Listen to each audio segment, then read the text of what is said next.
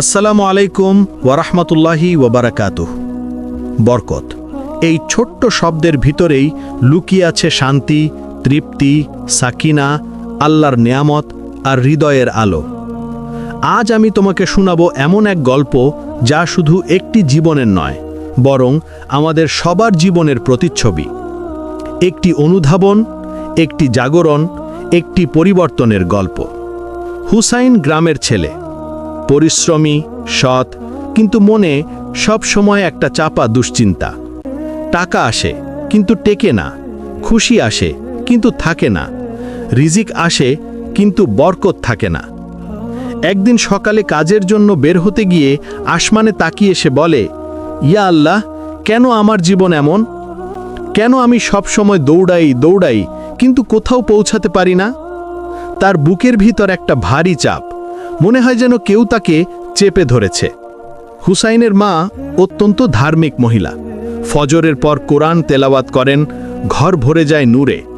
কিন্তু হুসাইন ফজর এড়িয়ে ঘুম, নামাজ মাঝে মাঝে, রাত জেগে মোবাইল, গুনাহের খোঁজে ঘুরে বেড়ানো, হালাল হারামে পার্থক্য নেই।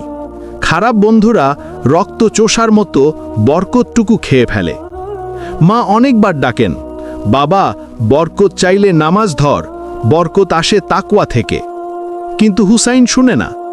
একদিন হঠাৎ হুসাইনের সব টাকা একসাথে হারিয়ে যায়।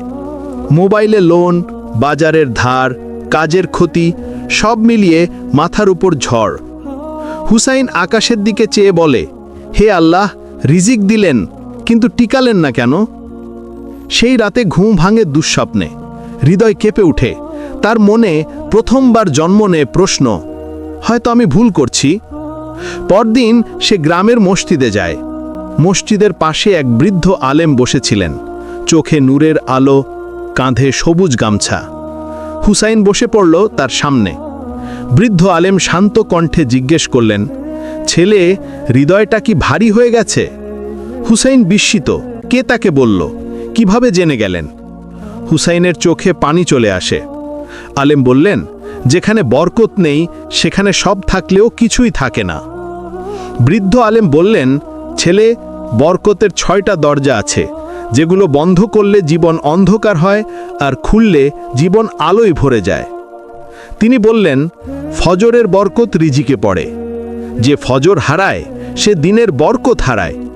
হুসাইন প্রথমবার বুঝল সে কেমন ক্ষতি করছে নিজেকে।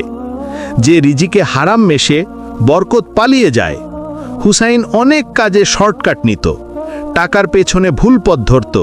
সেটাই ছিল তার পতনের শুরু।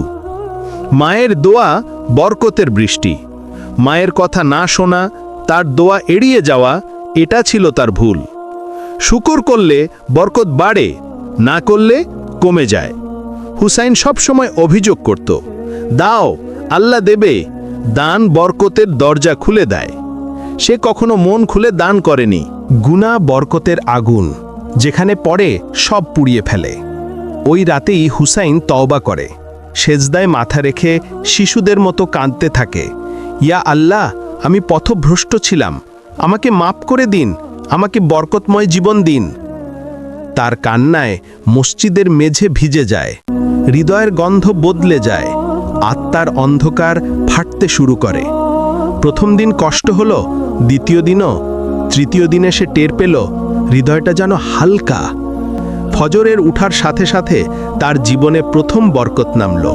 হুসাইন পরিষ্কার করে দেয়, আমি হারাম ছাড়ব, শর্টকাট ছাড়ব, হালালেই রোজি কম হলেও চলবে। হালাল রিজিকে আল্লাহ বরকত দিলেন।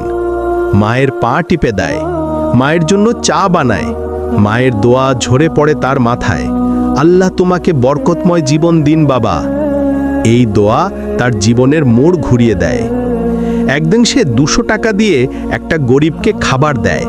সেদিনই তার জীবনে আসে অপ্রত্যাশিত একটি কাজ। মনে হয় যেন আল্লাহ বলছেন, তুমি দিলে আমি দেব। বদলে যায় তার রোজগার। আগের মতো বেশি আসে না, কিন্তু আসে শান্তি। আগে যেখানে টাকা উড়ে যেত, আজ সেখানে অল্প টাকাও টিকে যায়। আগে যেখানে অস্থিরতা ছিল, আজ সেখানে সাকিনা নেমে আসে। আগে বন্ধুরা পথভ্রষ্ট করত, আজ তারা তার দিকে তাকিয়ে বলে, হুসাইন, তুই বদলে গেছিস, তোর মুখে এক ধরনের আলো এসেছে। একদিন তার বড় ক্ষতি হলো, কাজে সমস্যা, ব্যবসার অর্ডার বাতিল, উদ্বেগ বাড়ল। কিন্তু এবার সে আগের হুসাইন নয়। সে বলল, আলহামদুলিল্লাহ, যেটা হারাই আল্লাহ তার থেকেও ভালোটা রাখেন। অল্প কিছুদিন পর আগের কাজের চেয়েও বড় আয় আসে এমন জায়গায় যেখানে সে চিন্তাই করেনি। তখন সে বুঝল, বরকত মানে শুধু বেশি নয়, বরকত মানে আল্লাহর রহমত। তার ঘর আলো হয়ে যায়, তার মায়ের মুখে হাসি, তার রিজিকে প্রশান্তি, তার অন্তরে আলো। গ্রামের মানুষ বলে, হুসাইনের ঘরে বরকত নেমেছে। হুসাইন বলে, বরকত আসে যখন তুমি আল্লাহর কাছে ফিরে যাও। বরকত সংখ্যায় নয়, প্রশান্তিতে। বরকত টাকায় নয়, সন্তুষ্টিতে। বরকত সম্পদে নয়, আল্লাহর রহমতে। বরকতময় জীবন সেই যেখানে আল্লাহ আছে, আল্লাহর নাম আছে, আল্লাহর উপর ভরসা আছে। হুসাইনের জীবন বদলেছিল, তোমারও বদলাবে, কিন্তু শর্ত একটাই, আল্লাহর দরজায় ফিরে যাও, তওবা করো, নামাজ ধরো, হালাল রিজিক গ্রহণ করো, দান করো, মায়ের দোয়ার জন্য কাজ করো। তোমার জীবনও বরকতে ভরে উঠবে।